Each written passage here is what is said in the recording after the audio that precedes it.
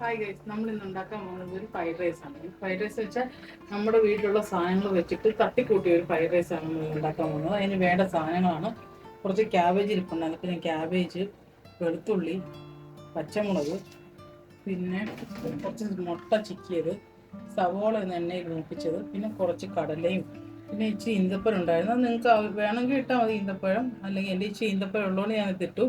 കടല ഇടുവാണെങ്കിൽ നല്ലതാണ്, എനിക്ക് കടിക്കാൻ നല്ലതാണ്. പിന്നെ സോയാബീൻ അത് അടുപ്പിൽ വറുത്തോണ്ടിരിക്കുകയാണ്. ഇതൊന്നുമില്ല, മുളക് പൊടിയും മഞ്ഞൾപ്പൊടിയും ചിക്കൻ മസാലയും ഇട്ട് ചുമ്മാ സോയാബീൻ വറുത്തെടുത്താണ്.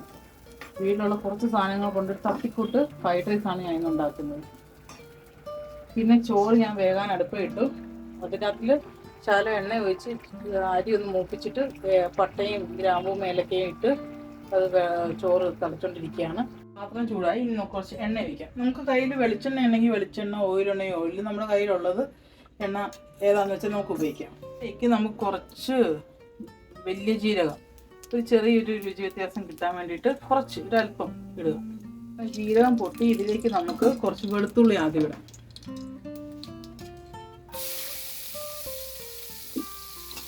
ഫ്രൈഡ് റൈസ് എന്ന് പറയുന്നത് ചൈനീസുകാരുടെ ഫുഡല്ലേ, അപ്പോൾ അതിനകത്തിൽ മെയിനായിട്ടും മുന്നിൽ നിൽക്കുന്നത് വെളുത്തുള്ളിയുടെ ടേസ്റ്റ് ആയിരിക്കണം. അപ്പോൾ ആദ്യം അതുകൊണ്ടാണ് നമ്മൾ വെളുത്തുള്ളി ആദ്യം മൂപ്പിക്കുന്നത്.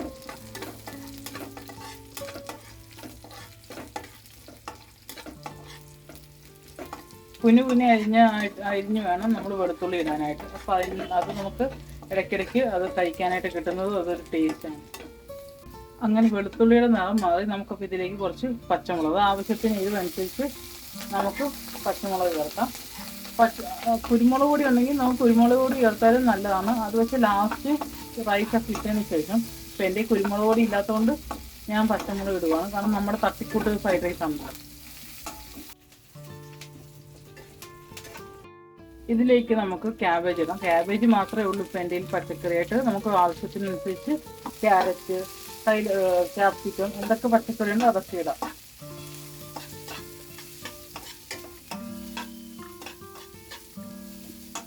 ഇതെല്ലാം കൂടെ ഒന്ന് ആ പച്ചമണം മാറി വരുന്നിടം വരെ നമുക്ക് ഇളക്കി കൊടുക്കാം.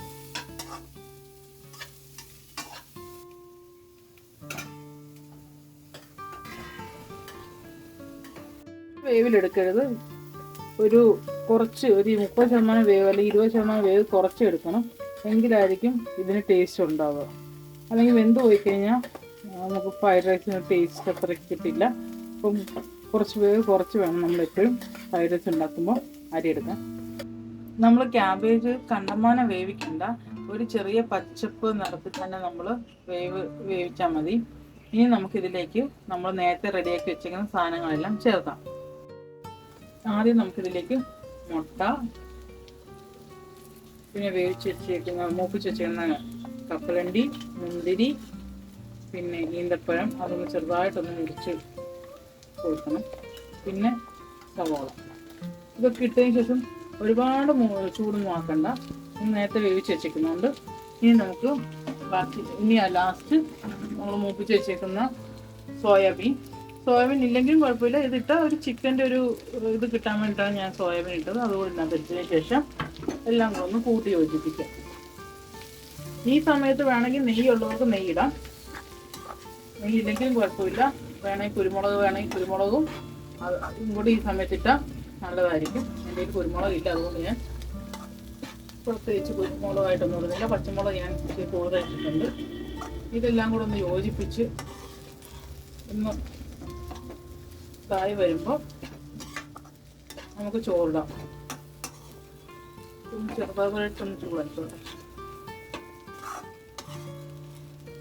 ഇങ്ങനെ ചെയ്തു കഴിഞ്ഞാൽ നമുക്ക് കറിയുടെ ആവശ്യമൊന്നുമില്ല, ചുമ്മാതെ തിന്നാൻ, പിള്ളേർക്ക് സ്കൂളിൽ കൊണ്ടുപോകാനും നമുക്കൊക്കെ ഓഫീസിൽ കൊണ്ടുപോകാനും ഒക്കെ നല്ലതാണ്.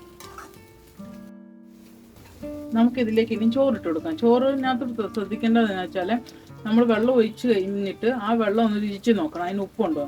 അപ്പം കറക്റ്റ് ഉപ്പാണെങ്കിൽ അതൊരു പൊടിക്ക് ഉപ്പും കൂടെ മുന്നിൽ നിൽക്കുവാണെങ്കിൽ നമുക്ക് ഫ്രൈഡ് റൈസിനകത്ത് കറക്റ്റ് ഉപ്പായിരിക്കും. അങ്ങനെ നമുക്ക് കുറച്ചായിട്ട് ചോറിട്ട് കൊടുക്കാം. ഞാൻ എണ്ണയ്ക്കകത്ത് ആദ്യം ഒന്ന് മൂപ്പിച്ചതാണ്, കാരണം കണ്ടമാനം വെന്ത് പോയിരിക്കാൻ വേണ്ടി. എന്നിട്ട് നമുക്ക് ഇളക്കി കൊടുക്കാം, തീ ഒന്ന് കുറച്ച് വെച്ചിട്ട് ഇളക്കി കൊടുക്കാം.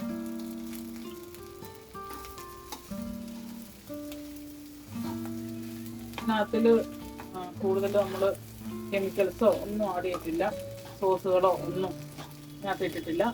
പിന്നെ നമ്മുടെ ഫ്രൈഡ് റൈസ് ആയിക്കൊണ്ടിരിക്കുകയാണ്. ഇനി ഇതെല്ലാം കൂടെ ഞാൻ മിക്സ് ചെയ്ത് ഇനി ഒരു 2 സെക്കൻഡ് അല്ലെങ്കിൽ ഒരു 3 സെക്കൻഡ് ആ തീയിലൊന്ന് ഇരുന്ന് ഒന്നെല്ലാം കൂടെ ഒന്ന് ഇതാ മിക്സ് ആയി കഴിഞ്ഞാൽ നമ്മുടെ തട്ടിക്കൂട്ട് ഫ്രൈഡ് റൈസ് റെഡി ആയിട്ടുണ്ട്. ഇത് ചൈനീസ് എന്ന് പറയാൻ പറ്റത്തില്ല, നമ്മുടെ തനി നാടൻ ഫ്രൈഡ് റൈസ്. നിങ്ങളുടെ കയ്യിലുള്ള വെജിറ്റബിളും സാധനങ്ങളൊക്കെ കൊണ്ട് നമുക്ക് ഉണ്ടാക്കാൻ പറ്റുന്ന ഒരു ചെറിയ ഫ്രൈഡ് റൈസാണ്. വേഗം തന്നെ നമുക്കിത് ഉണ്ടാക്കിയെടുക്കാൻ സാധിക്കും.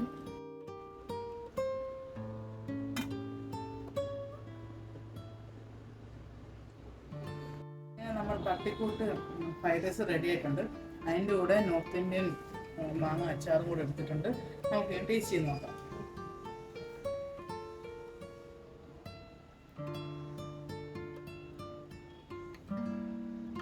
ഞാൻ ഉണ്ടാക്കിക്കൊണ്ട് പറയുമല്ലോ, നല്ല ടേസ്റ്റുണ്ട്. നമുക്ക് വേഗം ഉണ്ടാക്കി കഴിക്കാൻ പറ്റിയൊരു ഡിഷാണ്. നല്ലൊരു രുചിയുണ്ട്. അപ്പോൾ എല്ലാവരും ഇത് ട്രൈ ചെയ്യണം. ഇഷ്ടപ്പെട്ടാൽ ലൈക്ക് ചെയ്യുകയും കമൻറ്റ് ചെയ്യുകയും ചെയ്യണം. അങ്ങനെ അടുത്തൊരു വീഡിയോ ആയിട്ട് വരുന്നിടം വരെയും എല്ലാവർക്കും ടാറ്റാ.